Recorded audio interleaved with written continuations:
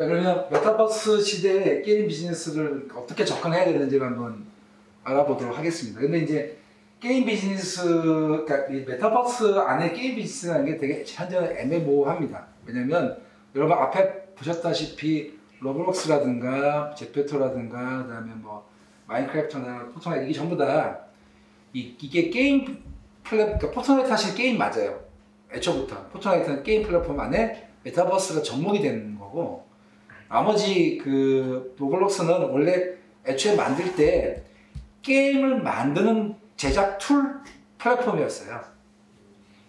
그래서 게임 분야에 푹 하기도 하지만 사실 막상 플레이를 해보면 이거는 뭐 우리가 일반적으로 생각하는 RPG라든가 뭐 여러 가지 이런 어떤 형태가 아니라 하나의 그 월드를 만들어 놓은 개념입니다. 월드를. 그쵸? 예. 그래서 그런 개념이라서 그러면 이제 메타버스 시대에 그럼 우리가 어떻게 컨텐츠가 만들어지고 흘러가는지 컨텐츠 산업에 대한 형태를 먼저 좀 접근해보는 게 좀 필요합니다. 그렇게 시작해서 그 안에 그럼 게임 어떻게 할 것이냐를 좀 보도록 하죠.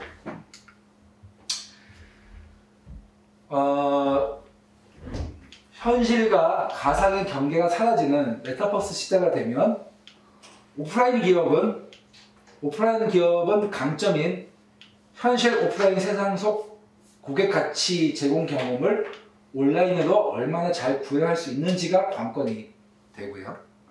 온라인 기업은 디지털 구현의 강점이 있는 만큼 오프라인 세상 속 고객 경험을 학습을 어떻게 할 것인가 관건이 될 겁니다. 요걸 상당히 깊게 생각하셔야 돼요.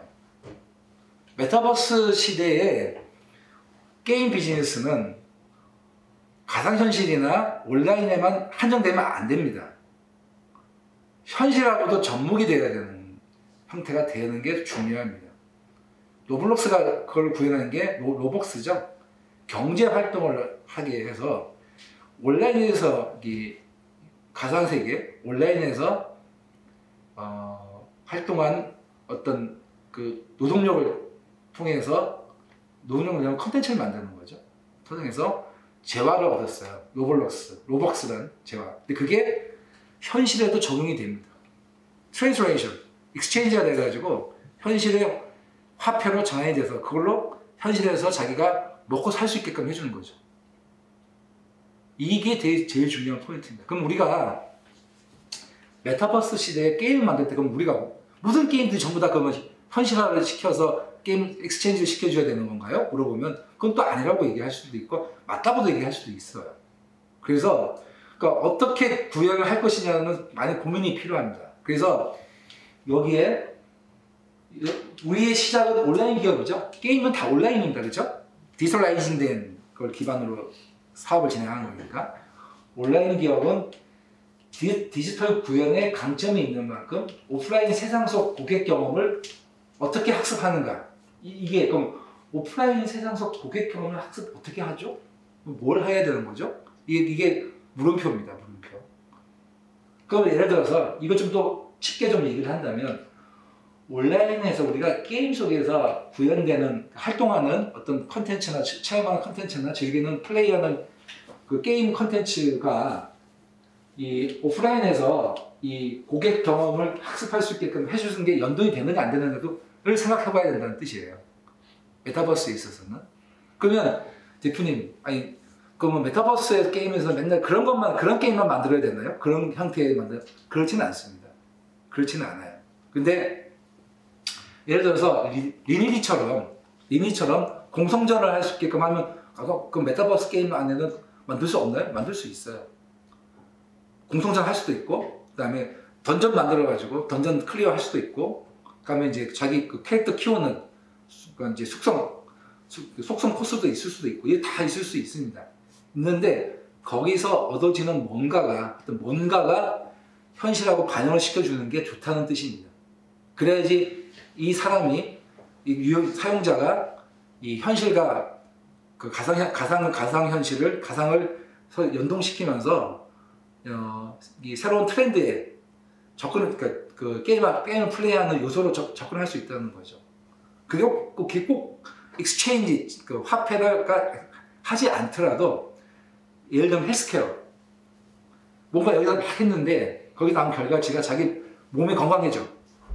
그것도 현실하고 연동이 되는 겁니다. 그렇죠? 그 다른 게 있을 수 있어요. 그래서 어떤 그 그래픽이나 어떤 뭔가를 이렇게 디자인 작업을 했는데 그게 현실에 뭔가 적용이 되는 겁니다. 크로싱이 되는 거죠. 그래서 앞으로 그 메타버스라는 하나의 틀거리 안에서 뭔가를 컨텐츠를 만들고 진행하는 데 있어서는 현실과 이 메타버스 안에 이 가상세계와 연동을 어떤 형태로 시킬 것이냐에 따라서 고객이 사용자가 선택을 할 수 있다는 거죠. 그 부분에 대한 포인트를 잘 집어내는 게 중요하다는 뜻입니다. 그 뜻이. 그러면 오프라인 기업은 그래서 오프라인에서 자기가 지금 현재 자기가 하나의 슈퍼마켓을 운영을 하고 있어요. 그럼 이거하고 그러면 이 온라인에서 그럼 뭐가 그러면 있을까요? 지금 하는 게 이커머스죠. 이커머스. 이마트 같은 경우가 과거에는 마트만 운영했죠. 온라인 이커머스를 운영하지 않았어요. 근데 지금은 둘 다 하죠. 그런 게 메타버스예요. 메타버스. 현실과 온라인이 같이 적용이 되고 하나의 이제 그 메타버스를 많이 얘기하시는 분들은 이제 자신을 대행하는 아바타가 형성이 돼서 그 아바타가 가상세계에서 활동을 하고 뭔가를 해서 나오는 뭔가 어떤 그런 결과물이 현실에 나한테 적용이 되는 뭔가가 돼야지 메타버스라고 정의를 내리긴 합니다. 하지만 꼭 그렇지 않다 하더라도 메타버스라고 할 수는 있어요. 그래서 이 오프라인 기업은 강점인 현실 상태에 고객 가치를 어떻게 제공하는지, 그러니까 고객이 오프라인 기업이 제공하는 뭔가 물건이나 서비스를 구매할 때 어떤 가치를 가지고 구매하는지를 파악을 해서 그 파악한 프로세스를 가상현실에다 적용을 시키는 그런 걸 고민해야 된다는 얘기예요. 그런 고민. 그래서 여러분들이 그러면 메타버스 내에서 게임을 만들 때 어떤 걸 고민해야 될 건지를 한번 생각해 보세요.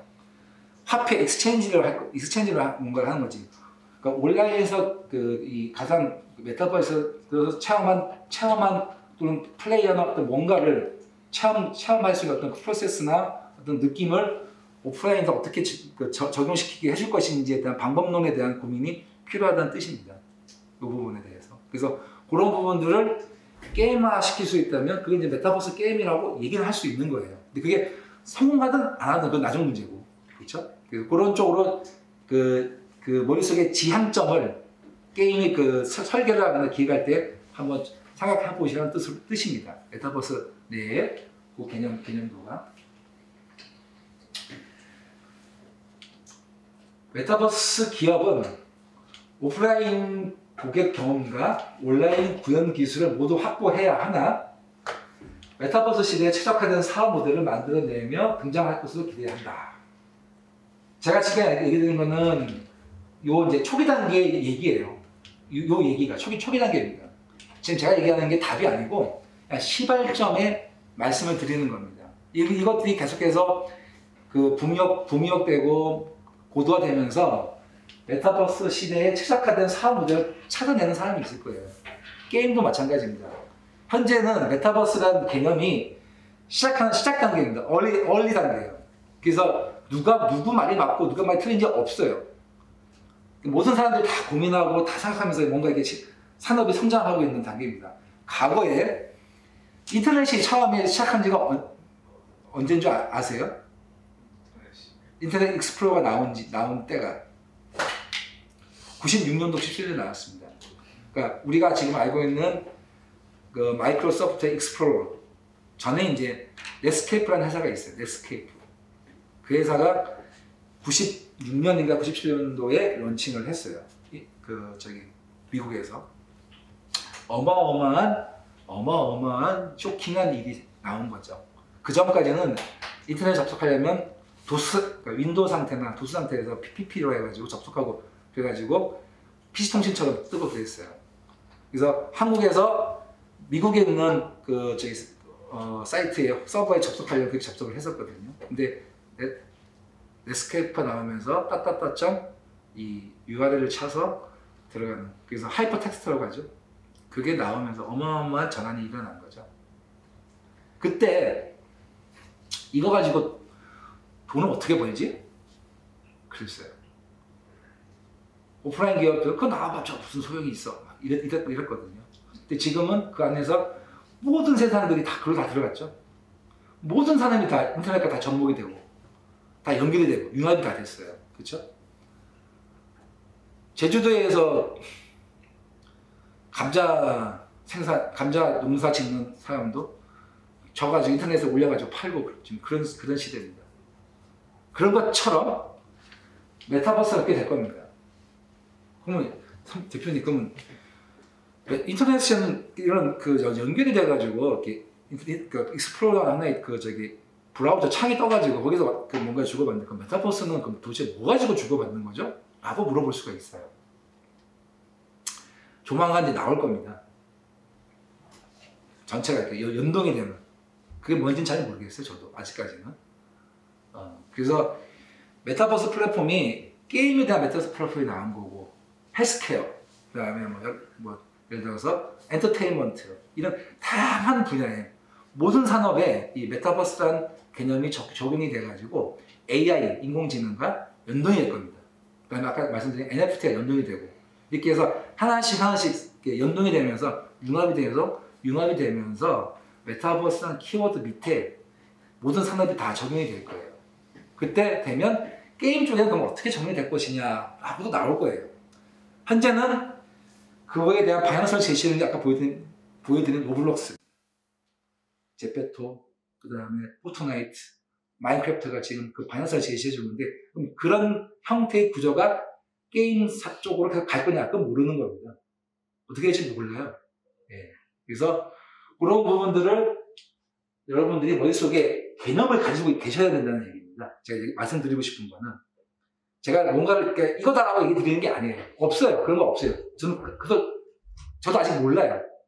더 봐야 되는 거고. 여러분들이 메타버스라는 어떤 하나의 큰 물결이 지금 나한테 오고 있는데 그럼 내가 어떻게 생각하고 어떻게 접근하고 어떻게 움직여야 되는지를 결정할 때 이런 개념을 알고 있어야 된다는 걸 말씀을 드리는 겁니다. 무슨 뜻인지 이해되시죠? 그래서 그 메타버스에는 아까 제일 첫 번째 시작할 때 말씀드렸던 AR, 라이프 로깅, VR 가상현실, 그 다음에 미러월드, 디지털 트윈이라고 얘기를 합니다. 이 네 가지 키워드가 핵심 키워드라고 말씀드렸고 거기에 이제 표현되는, 그러니까 구현되는 방식은 사용자 바깥의 세상, 자기하고 떨어져 있는 타인이나 그 타 공간에서 일어나는 어떤 익스터널, 확장되어 있는 데 집중하는 형태의 서비스나 콘텐츠가 있고, 인티메이트, 잘 안해. 예를 들어서 일상생활이나 가상현실 자기가 직접 즐기는 거잖아요. 직접 부딪혀가지고. 그래서 이런 두 가지 개념으로 이 메타버스는 쉽게 구현화 될 것이라고 표현을 하는 거고, 증강과 이제 가상 이 두 가지 형태로 이 사이에 네 가지가 이게 융합이 돼서 네 가지가 구현이 된다라고 표시되는 겁니다. 이 개념이 2006년에 나왔어요. 요 메타버스라는 개념 자체가 2006년에. 그러면 지금으로부터 15년 전이죠. 15년 전에 이미 R&D 하시는 분들, 연구하는 유명한 교수들은 요 메타버스에 대한 개념 정리를 이렇게 내렸어요. 이게 현실에 구현될 때까지 지금 한 10몇 년이 걸린 겁니다. 기술이 부족해요. 아직도 기술이 부족합니다. 더 기술이 발달돼야 되고, 여러분 알다시피 VR HMD 이거 너무 무겁죠? 이거 쓰고 게임을 하겠어 이러잖아요. 똑같습니다. 그래서 이게 계속 가벼워지죠? 그렇게 해서 계속 기술이 발달돼야 되고, 더 가야 되는 겁니다. 그래서 지금은 메타버스가 초기 단계다. 아주 초기 단계라고 생각하시면 돼요. 인터넷이 나올 때도 그랬어요. 인터넷의 초기 단계라고 얘기해서 인터넷 라인이 버벅거리고 이제 한번 클릭하면 따따따따 놓치면 그게 화면 뜨는데 10초 걸리고 15초 걸렸어요. 지겨워가지고 사람이 다 때려치고 그랬어요. 이거 가지고 뭘 하지? 근데 10년 이내에 벌써 다 5G, 6G 나오잖아요. 그런 것처럼 메타버스 역시 마찬가지입니다. 이렇게 속도가 엄청나게 빠르게 변화될 겁니다. 그래서 이게 우리나라 뭐 몇몇 분들이 메타버스에 대해 정의를 내린 내용들입니다. 이거는 뭐 아까 앞에 설명드린 그 비슷한 내용들이에요. 이거는 뭐 크게 문제될 건 없고, 여기 좀 더 두 가지 설명을 해놨는데, 개념 정의를 해놨는데, 여기서 이제 그 핵심 포인트는 뭐냐면 디지털 미입니다. 디지털 리얼리티, 디지털 트윈인데 가장 중요한 건 디지털 미. 그러니까 디지털라이즈 된 나는 뭐냐? 이게 아바타죠, 그죠?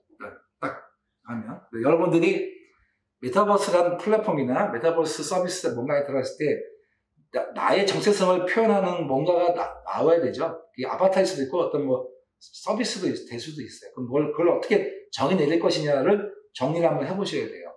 거꾸로 얘기하면 여러분들이 서비스 하는 게임 안에 사용자가 들어왔어요. 그럼 이 사용자가 이 게임 안에서 자신에 대한 정체성을 정의 내릴 수 있는 뭔가 툴을 줘야 돼요. 이해되시나요? 그래야지 게임을 할 수도 있고 컨텐츠를 즐길 수도 있는 겁니다. 그걸 통해서 그 디지털 미가 성장을 하거나 뭔가를 변화해서 일어날 수 있게끔 만들어주는 게 중요합니다. 그러니까 메타버스라는 거는 그러니까 현실 속에 있는 자신을 대행하는 정체성을 표현하는 뭔가가 가상현실에 있어야 되고, 그게 우리는 아바타라고 보통 명명을 내리는데, 그 아바타를 이 서비스 플랫폼 안에서 어떻게 정의를 내리게 해주고, 그 사용자가 스스로 자기 스스로 정의 내리게 해줘야 돼요. 그럼 그렇게 정의 내릴 수 있는 툴을 제공해줘야 돼요. 서비스를 제공해줘야 되고. 그럼 그걸 어떻게 구현할 것이냐? 부터 시작합니다. 메타버스 서비스의 첫 번째 시작은 일반적으로 로블록스나 뭐 기타, 뭐 잭배턴 다 자기 그 아바타를 하나 만들죠. 꾸미고. 게임도 마찬가지입니다. 온라인 게임도 마찬가지입니다. 거기서부터 시작하는데, 거기서 그러면 메타버스라고 하는 그런 그 시대에서 그러면 이 아바타에 기반을 해서 그 사람의 사용자의 속성을 정의내는데 어떻게 정의를 내리게 해주는 게 정말 좋을까라고 고민이 시작돼야 된다는 뜻입니다. 되게 많아요. 사람은 즐기고, 지적으로 생각하고, 놀고, 운동하고, 뭐 여러 가지 그 사람이 가지고 있는 속성 중에 우선순위를 두는 게 있어요. 나는 건강에 포커싱을 맞췄어. 그래서 나는 메타버스 헬스케어 메타버스 플랫폼 안에는 나의 건강 중심으로 표현된 아바타를 만들고 싶어. 그래서 내가 막 뭔가 움직이면 내 혈압이 지금 높아. 그리고 그래서 콜레스테롤 수치가 높은데 이 안에서 막 놀다 보면 이게 내려가게 해줘서 이 사람이 건강하게 하게끔 할 수 있는 어떤 프로그램이나 콘텐츠 제공해요. 그걸 알고 현실에서 그걸 따라하는 거죠. 그렇게 해서 그 아바타가 속성을 가지고 움직일 수 있게 해준다는 거예요. 그런 것들을 정의를 내려줘야 되는 거예요. 자기가 만든 게임에는 그럼 어떻게 사용자가 만들어내는 아바타를 어떻게 균형짓게 할 건지, 그런 부분들이 되게 중요하다는 뜻입니다. 그 부분을 꼭 여러분들 생각하셔야 됩니다. 나머지 부분들은 읽어보시면 다 아는 내용들이기 때문에 넘어가겠습니다. 그래서 지금 현재는 모든 그 산업의 성장기는 도입기, 데스밸리 성장기의 성숙기로 이렇게 이루어집니다. 처음에 인터넷이 익스플로러가 나오면서도 인터넷 온라인 산업 자체가 이 단계를 다 거쳐갔어요. 인터넷이 나오면서 생긴 데스밸리는 뭐냐면, 왜 데스밸리냐면 네트워크가 안 돼요. 네트워크. 그러니까 우리가 갖고 있는 5G나 4G가 아니라 그 당시 때는 1Mbps. 근데 사실은 1Mbps가 안 나와요. 뭐 이거 500kbps 정도밖에 안 나니까 다운로드 되는구나. 그 다음에 그 사이트를 이제 해서 뭐 안에 동영상을 보여주고 싶어. 로딩이 안 돼요. 그런 문제가 됐었던 시기가 있었어요. 그리고 온라인 게임 자체도 네트워크가 안 돼가지고 막 끊기고, 그래서 그래픽이 또 안 떠. 쏘면 동기화가 안 돼서 안 돼. 이런 시점이 있었다고. 그게 그 시기가 데스밸리였어요. 그래서 온라인 이게 자체가 의미가 있나라고 생각했던 시점이 있었습니다. 그게 딱 2년 정도 있어요. 그런 것처럼 메타버스 역시 똑같이 이렇게 성장을 할 겁니다. 그럼 메타버스의 데스밸류를 뭔지 있든지 한번 고민해 봐야 되겠죠. 그거를 넘어가야 됩니다. 거기에 죽지 않고 계속 버티고 있어야 돼요. 그 산업 분야에 종사하고 좀 자기가 해설 만들었으면 그 데스밸류 넘어가서 생존을 해야 되는 거예요. 그래야지 성장대가 풍부하게 들어설 수 있는 겁니다. 게임도 마찬가지입니다. 게임을 만들어 런칭했는데 서비스였는데 한 방에 잘 되는 게임은 없어요. 온라인 게임은. 뭐 모바일 게임이 있을 수도 있습니다. 짧게. 근데 이 게임이라는 자체가 계속 컨텐츠를 계속 그 사용자한테 공급을 해야 되기 때문에 자신의 이 게임의 라이프 사이클을 어떻게 구성하느냐도 되게 중요한 포인트입니다. 그래서 그런 부분들을 잘 좀 접근을 하셔야 되는 게 좀 필요하다고 이 페이지에 말씀드리고 싶은 거예요. 현재 기술은 수용 관점에서 이노베이터 또는 얼리 어댑터에 해당되는 사항입니다. 현재 시점이. 그러니까 메타버스라는 것을 원활하게 구현하기 위한 기술이라든가 네트워크 환경이라든가 여러 가지 기술들이 아직은 이제 혁신가라든가 얼리 어댑터가 사용하고 도입기죠. 도입기.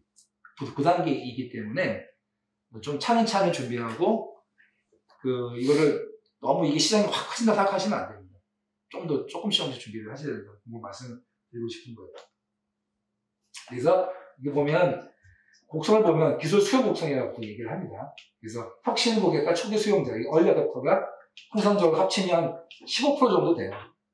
그러니까 15%를 타겟으로 할 수 있는 게임을 만들어야 된다는 뜻입니다.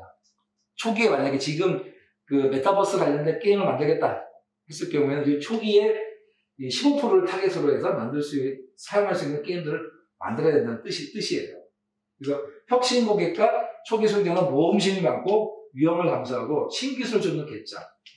그 다음에 트렌드 세터라든가 감성적으로 우위에 있는 사람들입니다. 그래서 이 사람들이 선택한 게임들이 나중에 시간이 지나면 이제 메이저로 가는 거죠. 로블록스가 그런 거였어요. 마찬가지거든요. 그래서 지금 여러분 이제 앞으로 올해 내년 내후년 한 3년 정도 사이에 자기가 뭔가 메타버스 관련된 컨텐츠나 게임을 런칭시키고 싶다고 하면 타겟이어야 됩니다. 요 타겟. 초기 수용자 도대체 누굴까요? 라고 고민을 한번 해봐야 돼요. 게임을 만드는데 게임 유저들은 지금 돈을 쓰고 있는 게임 유저들은 누굴까요? 자기 장르별로 고민을 좀 해봐야 되는 거예요. 그래서 그런 사람들 중에 메타버스 게임을 즐긴다는 것은 기본적으로 VR 게임을 즐기는 사람이라고 볼 수도 있어요. VR 게임을 할 수 있는. 그러니까 집에 VR 기기가 있는 사람, 개인용. 몇 명이 될까요? 아직 많지는 않지 않습니까? 그렇죠? 그런 타겟으로 해야 된다는 걸 말씀드립니다. 그럼 이때 할 거냐? 이때 할 거냐? 이때 가면 경쟁자가 어마어마해지겠죠. 많아지겠죠. 여기는 돈을 못 벌어. 그런 고민들이 있는 겁니다. 그래서 그런 것들을 어떻게 잘 운용하느냐가 관건입니다. 그래서 이제 여기 보면은 비즈니스 모델은 크게 이제 세 가지로 볼 수 있어요. 현실 보완적, 현실과 가상 공존, 완벽한 가상화. 이 세 가지를 세 가지로 분류를 해가지고 이제 서비스 모델을 만든다 했을 경우에 B2B가 있고 B2C가 있는데 요런 개념. 이거는 여러분들이 보시면 다 아는 내용들입니다. 그럼에도 불구하고 도대체 이거 어떻게 해야 되지? 하고 고민을 할 수가 있어요. 그래서 현실과 가상을 공존하는 모델과 완벽 가상화 그런 부분들을 연동을 잘 시켜야 되는데 여기 보면은 형태별로 보면 B2B가 이 메타버스 게임 서비스나 SNS 서비스 구조가 융합되는 모델로 구현이 될 거라는 게 지금은 이제 좀 전문가들이 얘기하고 있는 상태입니다. 그러니까 그러니까 이 메타버스 안에 게임 안에 SNS가 되는 거죠. 쉽게 얘기하면. 예. 그럼 어떻게 될 거냐? 게임을 하면서 예서 소셜 어떤 커뮤니티를 형성하고 이런 것들이 좀 더 구체화되고 할 거냐 이런 부분들은 모델별로 그러니까 컨텐츠별로 고민을 해봐야 될 사람들입니다. 여기서 참 잘 만드는 회사가 어디냐면 닌텐도입니다. 닌텐도. 설명 좀 드리면 전에 한번 첫 번째 강의 때 말씀드렸듯이 닌텐도는 그 이 닌텐도 위로 이 콘솔 게임기를 집안에 넣으면서 집안에 있는 게임 유저들을 확대시켰죠. 할머니, 할아버지, 엄마, 아빠, 나 가족이 다 할 수 있겠는 이런 헬스케어 콘텐츠, 스포츠 게임 같이 공동으로 할 수 있는 아주 단순한 그러니까 게임이 개발 난이도는 되게 단순한데 그거를 누가 어떻게 사용하냐에 따라 가지고 정말 훌륭한 게임이 되게 만들어 놓은 거죠. 그래서 이 생각의 전환이 좀 필요합니다. 메타버스 이 시대에서 시기가 오고 있는데 뭔가 게임 서비스를 만드는 데 있어서 기존의 MMORPG나 뭐 이런 것도 통할 수 있지만 좀 더 뭔가 이렇게 다른 시각으로 좀 접근하는 게 필요합니다. 그 부분에 대해서 많이 좀 고민을 해보시면 좋을 것 같고 거기에 제가 아는 범위 내에서 좀 말씀을 드린다면 아까 말씀드린 현실과 가상 그 다음에 게임이 꼭 이런 하드한 뭐 MMORPG, RPG 게임이나 FPS라든가 뭐 여러 가지 기존의 장르 말고 저는 이런 이제 가족 패밀리 쪽이라든가 그다음에 이제 헬스, 스포츠 그다음에 그러니까 평상시에도 할 수 있는 것. 그러니까 지하철에 앉아서도 할 수 있고 사무실 가서도 할 수 있고 집에서도 할 수 있고 또 하드하게 할 수 있고 이런 것들이 그러니까 하드한 게임 룰과 소프트한 게임 룰이 결합이 되고 이게 기존에 있는 장르를 좀 벗어난 형태로 생활 속에 라이프 사이클 안에 뭔가 게임을 할 수 있는 쪽으로 접근을 해본다면 메타버스가 추구하는 방향성 많이 맞지 않을까라고 좀 제가 상상을 해보고 있어요. 그래서 한번 제 개인적인 아니니까 여러분들도 한번 참고해가지고 생각을 한번 해보세요. 꼭 이 RPG FPS 청소하는 게 게임만 아닙니다. 탁구 치고 그다음에 테니스 치고 운동하고 이것도 게임이 될 수가 있거든요. 재밌는 게임. 그게 닌텐도가 성공한 요소 중에 하나이기도 합니다. 그리고 아까 눈에 얘기했던 내용들입니다. 그다음에 미디어 전개 수수료, 마케팅 수수료, 구독료, 아까 동물의 숲 드는 거고. 그래서 게임 안에 이런 여러 가지 내용들이 지금 구현됐죠. 구현되고 있습니다. 그리고 요거를 잘 좀 보세요. AI가 게임에 이제 적용이 되기 시작할 겁니다. 조만간 나올 거예요. 게임. 그럼 대표님 AI를 게임에 어떻게 적용하나요? 오늘은 그것까지 하기 좀 길고요. 하여튼간에 이 인공지능은 기반이 뭐냐면 데이터를 쓰있습니다. 데이터. 축적된 데이터, 유저 데이터나 유저의 플레이하는 데이터들을 기반으로 해서 게임에 적용을 하는 거거든요. 그래서 데이터가 없는데 어떻게 하죠? 그럼 데이터 쌓으면 돼요. 데이터를 쌓은 데이터를 가지고 그걸 가지고 이제 게임을 그 이후에 게임하는 유저들한테 가이드를 주고 안내를 해주고 예측을 해주고 해주는 그런 거로 결합이 되는 그런 형태의 이제 그 서비스가 나올 겁니다. 그러니까 과거에는 그 게임 개발사에서 만든 프로세스에 맞춰서 게임을 할 수밖에 없어요. 던전 클리어하면 두 번째 던전 나오고 3대 나오는데 고객이 선택할 수 있는 거죠. 던전을. 또 고객의 서비스나 고객의 플레이 방식이라든가 그 패턴을 분석해가지고 그 사람이 가장 잘 맞는 것 게임 시스템 제안을 하는 거죠. 너 이거 할래? 저거 할래? ABC 뭘 할래? 뭐 이런 식의. 현재는 NPC도 사실은 AI예요. 한 분야입니다. AI 한 분야. NPC도. 그렇게 생각하시면 돼요. 그리고 이제 융합이 일어납니다. 게임이 이제 메타버스 서비스는 이제 이런 하이브는 이제 BTS가 있는 회사죠, 그죠? 그래서 BTS 있는 하이브라는 회사가 이제 하이브 버스라고 해가지고 얘네들이 이제 현재는 만들어서 런칭하고 거기 다양한 게 나올 거야. 게임도 나오고 뭐 여러 가지 나올 겁니다. IP 기반으로 접근하는 거죠. 현실 보안. 그 다음에 완벽 가상한 건 말씀하신 거, 로블록스, 샌드박스 이런 것들이 많이 있는데 그래서 여기에 여러분들은 현재 현실 보안은 할 수가 없죠. 이 두 가지는 할 수가 없어요.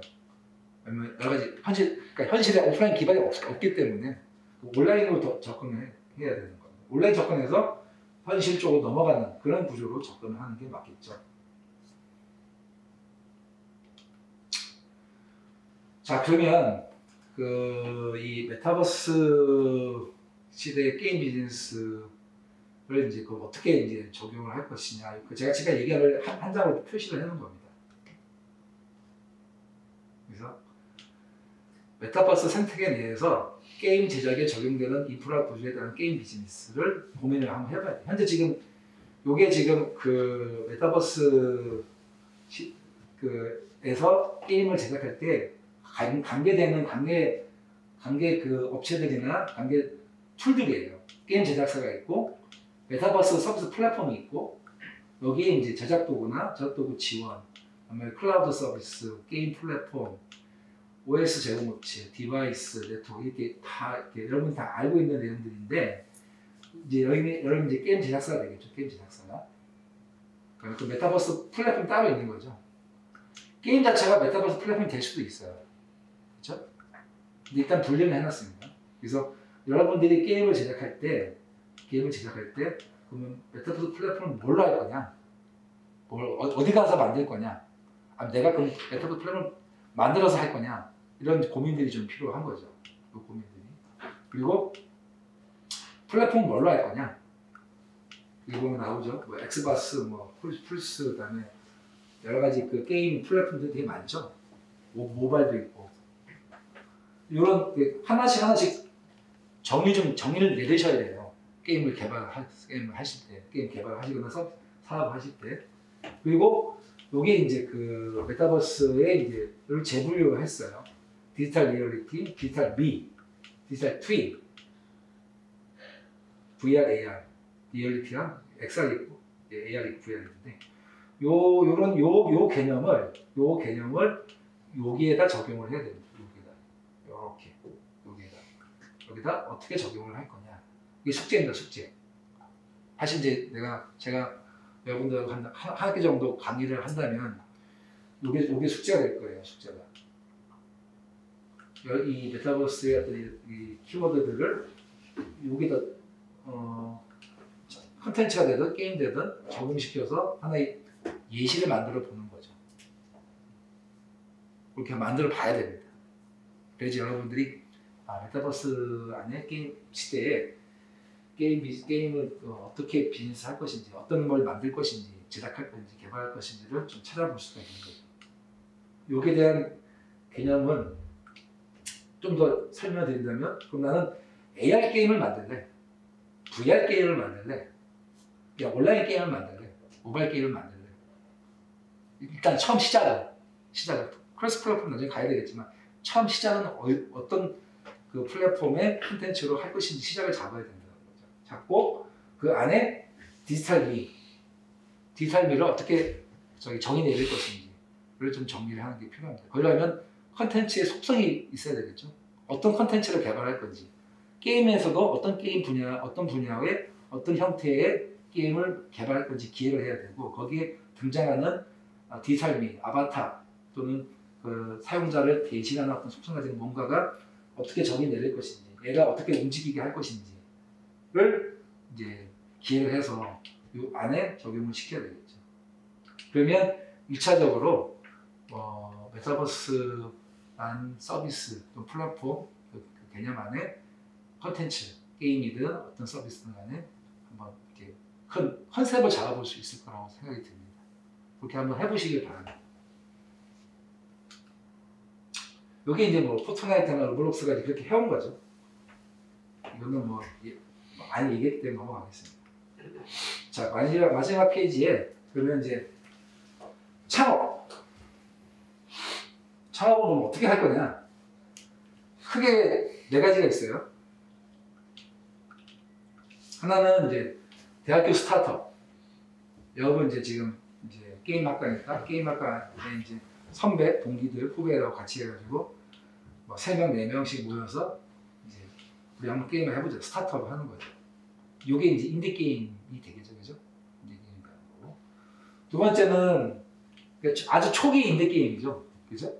두 번째는 게임에서 체험을 했어. 경력을 좀 쌓았어. 자기 분야별로. 기획자, 프로그래머, 디자이너, 그다음에 뭐 다른 어떤 뭐 게임 뭐 운영자도 될 수도 있는 거고요. 그 이후에 한 5년 이상 경험을 했어요. 경력을 쌓고 야 우리끼리 모여서 한번 해보자. 제가 추천드리는 최소한 5년 이상 다니는 게 좋습니다. 게임에서. 그래서 최소한 3개 이상은 런칭 해봐야 돼요. 게임을. 그래야지 게임 사업이라는 게 이런 걸 알 수가 있습니다. 대충 한두 개 해보고 이건 아니에요. 5년 이상은 그 경험을 해보셔야 되고 그 이후에 이런 방식이 있고 세 번째는 이제 대형 게임이나 메이저 회사들 그러니까 뭐 한 매출 한 100억 이상 정도 하는 회사 그런 회사에 들어가서 사내 스튜디오로 그러니까 스핀아웃이라고 하죠. 사내 벤처라고 얘기 보통 한다. 사내 스타트업을 만들어서 이제 하다가 이제 그 게임사가 이제 분리를 시켜주는 거죠. 스튜디오. 그래서 이제 투자해주고 이제 그 자체적으로 할 수 있게 그런 방식이 있고 네 번째는 이제 제일 어려운 방식입니다. 아까 말씀드렸듯이 이제 모여서 기획하고 데모 버전 만들어가지고 투자자한테 제안을 해서 투자받아서 계약 발행하는 이거는 경력이 있으셔야 돼요. 제가 한 10년 정도 더 경력이 있으셔야 돼요. 이 4가지 방법으로 창업은 할 수가 있어요, 여러분들은. 그래서 여기에 이제 장점과 단점 한번 말씀을 드릴게요. 그래서 여러분들이 들어보시고 궁금한 거 있으시면 질문을 하시기 바랍니다. 첫 번째, 대학교 스타트업은 일찍 시작하기 때문에 경험을 많이 할 수 있습니다. 다양하게. 그리고 의외로 대학교 때 나온 아이디어가 나중에 이런 경험을 쌓았을 때 나온 아이디어보다 훨씬 나을 수도 있어요.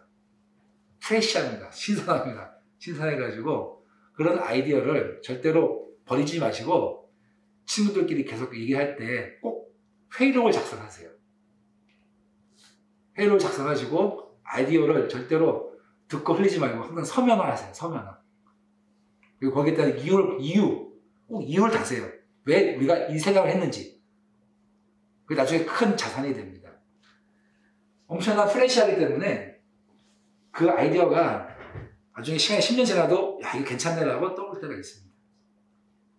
그래서 꼭 그 서류를 남겨가지고 다 공유를 해서 나중에 게임 업계에 계속 있으시다면 그걸 한 번씩 들춰보세요.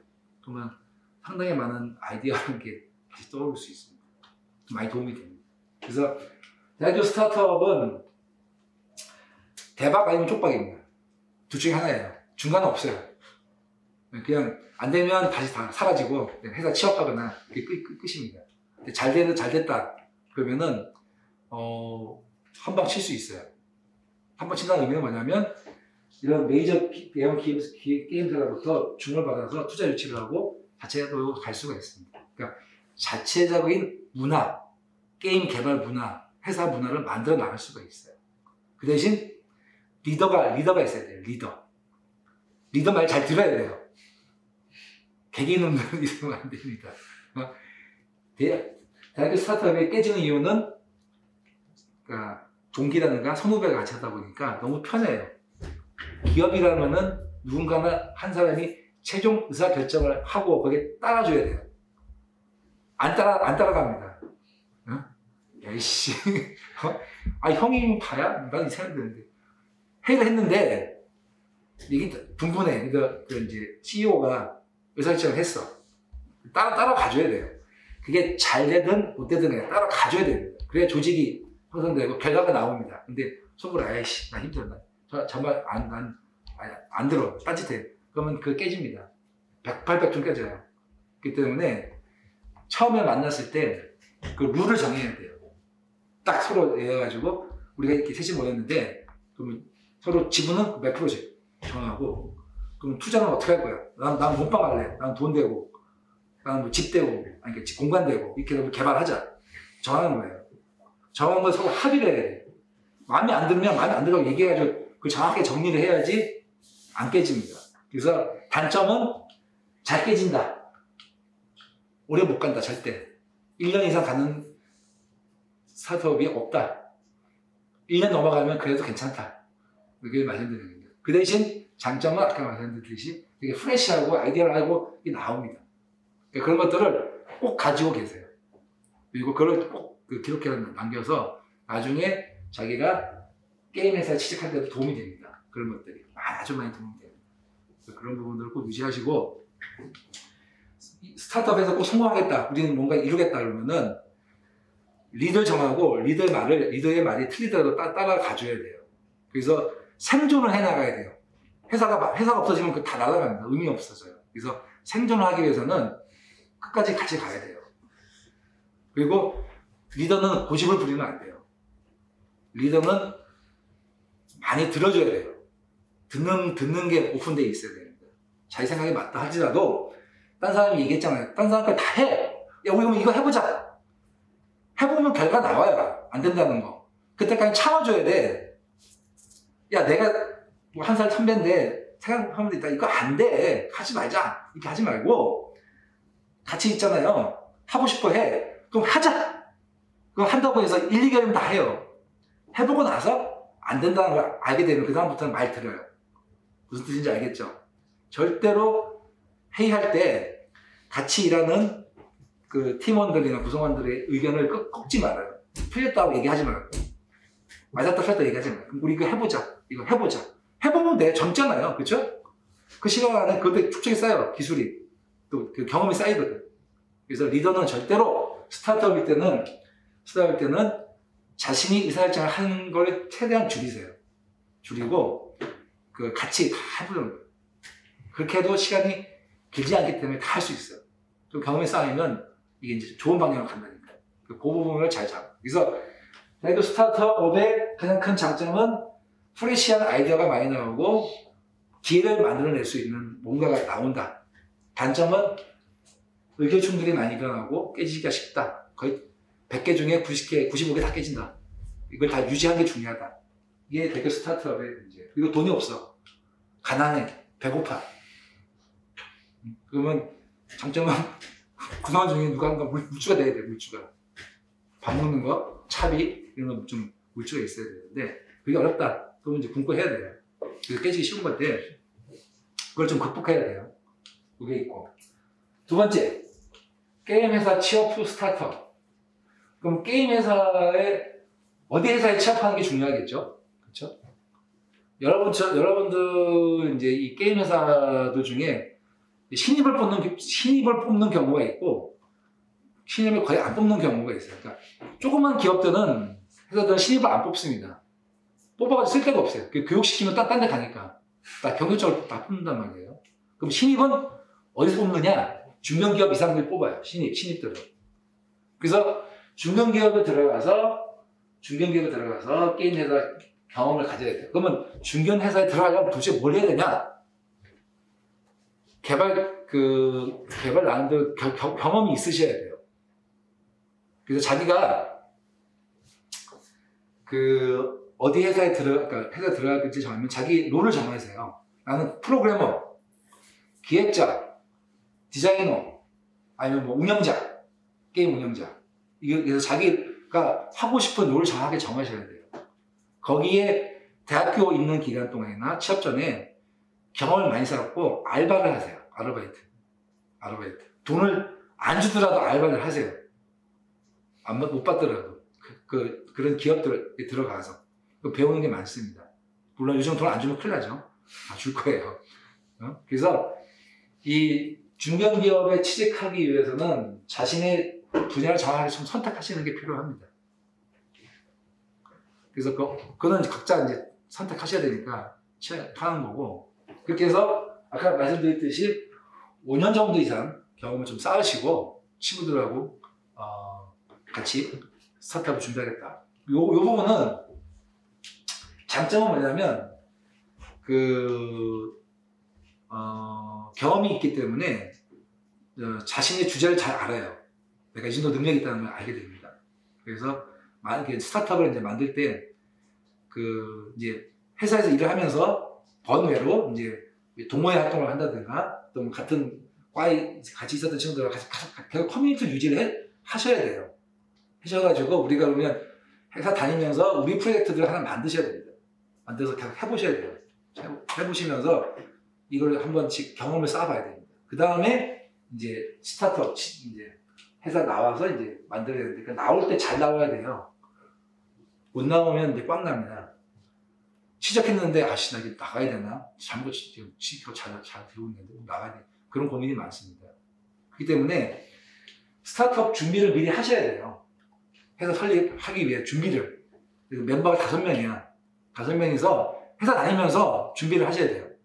돈도 준비하셔야 돼요. 돈도 서로 조금씩 모으고, 그 다음에 기획도 하고, 이런 준비들을, 계획을 세워서 준비를 하셔야 돼요. 아까 말씀드린 그 업체 있지 않습니까? 인디게임 업체들. 걔네도 다 회사 다니다가 나온 친구들이에요. 다 계획을 세웁니다. 어떻게 할 것인지. 그렇지 않고서는 다 회사 1년 만에 다 망가집니다. 없어져요. 그래서 여러분들이 자, 생각해 보시면, 자, 군대 갔다 왔어요. 그러면 25, 6 되죠? 그렇죠?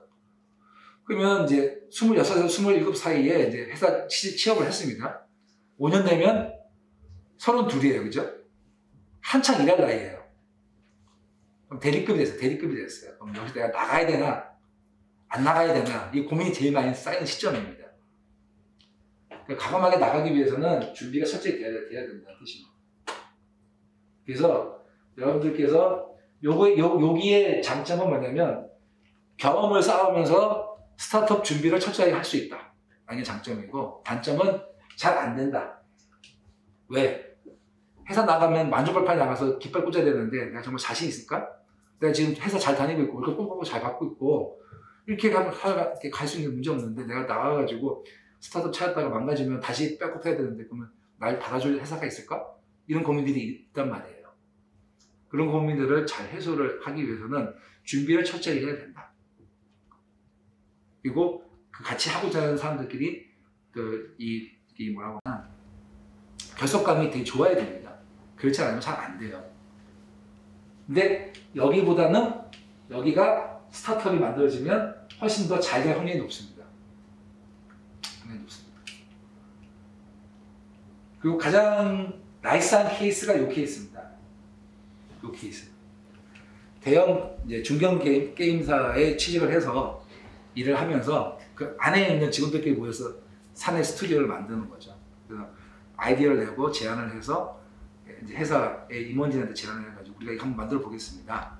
그래서 승인이 나면 회사 월급 받으면서 이제 안에 스튜디오가 되는 거죠. 자기 일하면서 또 모여서 그 게임을 만들어 볼 수 있는 거죠. 그거 참 쉽지 않아요. 그래서 이렇게 하려면 근무 시간 이외에 일을 또 고민을 많이 해야 됩니다. 근데 가장 안정적이죠. 안정적이죠. 그리고 여기에서 이제 사내 스튜디오에서 이제 스핀아웃, 이제 스타트업으로 분사가 되면 회사에서 투자를 해주고 자회사로 편입이 되겠죠. 그럼 좀 더 안정적 구조로 될 수가 있는 형태가 될 수 있는 게 이 구조고, 단점은 이렇게 되게 어렵다, 힘들다, 10년 이상, 15년 이상 일을 해야 된다, 이 회사에서. 그런 의미입니다. 네 번째, 게임 개발사를 그래서 이제 10년 정도 하고 나서 난 도저히 이제 싫어, 이제 난 자체적으로 하고 싶어. 너무 힘들어. 맨날 밤새야 되고 너무 힘들고, 아예 그럴 바에 내가 자체적으로 만들어가지고 사업하는 훨씬 낫다.